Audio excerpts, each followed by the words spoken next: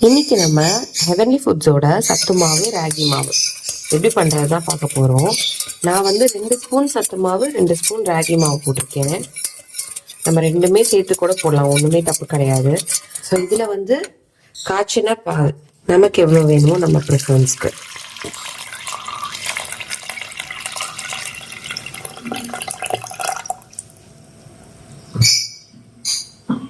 ஊற்றிட்டு நம்ம வந்து இன்னும் நான் ஸ்டவ் ஆன் பண்ணல. ஆன் பண்ணதுக்கு முன்னாடி ஃபஸ்ட்டு அதில் எந்த லம்ஸுமே இல்லாமல் கரைச்சிக்கணும். ஸோ இப்போ நம்ம வந்து ஸ்டவ் ஆன் பண்ணலாம். இப்போது ஸ்டவ் இப்போ தான் ஆன் பண்ணியிருக்கு. ஆன் பண்ண உடனே கைவிடாமல் கிண்டணும். இதை இப்படி நம்ம மிக்ஸ் பண்ணிகிட்டே இருப்போம். இது பாயில் ஆனோடனே நம்ம ஆஃப் பண்ணிடலாம். ஓகேவா? கொஞ்சம் சூடாகட்டும். இப்போ இது நல்லா திக்காகிடுச்சு பாருங்க. ஃபஸ்ட்டு எவ்வளோ தண்ணியாக இருந்துச்சு, இப்போ திக்காக இருக்குது.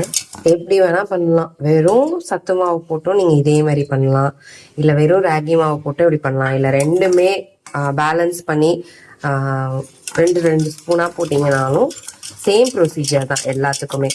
இப்போ பாருங்கள், இது கொதிக்க ஆரம்பிச்சிருச்சு. அவ்வளோதான். இதை எப்படியும் ஆஃப் பண்ண வேண்டியது. அது பாயில் வந்தோடனே நம்ம ஆஃப் பண்ணிடலாம். அது குக் ஆகிடுச்சுன்றதுக்கான இதுவே இதோட பாயில் தான்.